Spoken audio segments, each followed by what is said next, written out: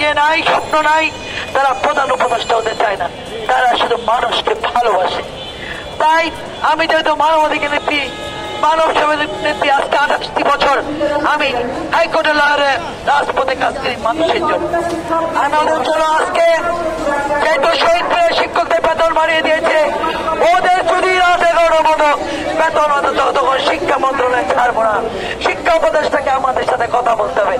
উপদেষ্টা যে কি হয়েছে, এমন উপদেষ্টা নেতারা কত খেতা হয়ে যায়, খেতা হলে হাঁটতে থাকে, এমন মত দেখছি।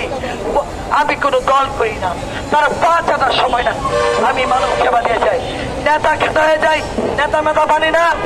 আমাকে প্রধান শিক্ষা উপদেষ্টাকে রাজপথে এসে কথা দিতে হবে, আমি বেতন বাড়িয়েছি, তোমাদের বেতন বাড়িয়েছি, তোমরা খেতে পারবে, বাঁচতে পারবে, তোমাদের ঘর ভাড়া পাবে। এই কথাটা আমাদের সামনে আছে। তাই বিকাল 3টার সময় আপনারা যদি প্রস্তুত, আপনারা বলেন আপনারা প্রস্তুত, আপনাদের সাথে আমি একসাথে যাব। শিক্ষা মন্ত্রণালয়ে বলবো, শিক্ষা উপদেষ্টা তুমি বাড়ির থেকে নেমে আসো, ওদের কথা, ওদের বেতন ভাতা পাঠাবে, তুমি ঘরে ঘুমাবে না। এখনো সময় আছে, তোমাকে 24 ঘন্টা সময় দেওয়ার সময় নাই, সময় ফুরিয়ে গিয়েছে। সামনে ইলেকশন, কোন দল আসবে জানি না, খালি দলের আশ্বাস দেয়, কাজের বেলা নাটক করে। নাটক আমরা জানি না।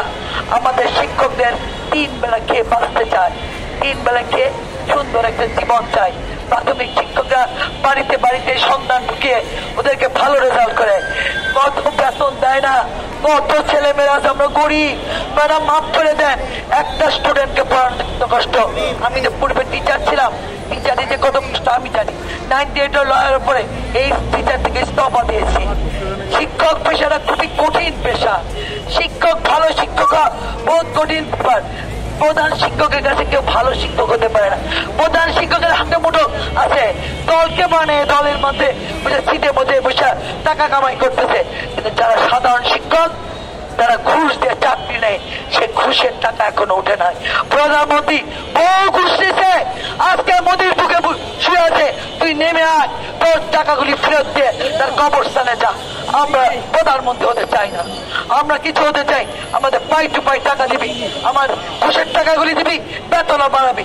প্রধান উপদেষ্টা আমি জানি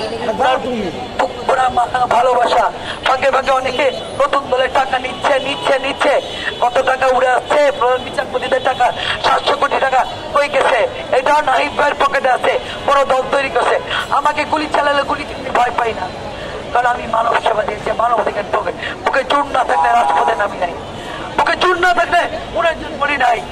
আমাদের সবাইকে একত্রে ভাবে বলতে হবে, আজকে 11টার মধ্যে ঘোষণা করতে হবে, রাত 11টা 10টার মধ্যে তোমাদের বেতন ভাতা জাতীয়করণ বাড়িয়েছি, তারপর রাজপথ ছাড়বো, কথা দিলাম। আমি আসতেছি 3টার মধ্যে,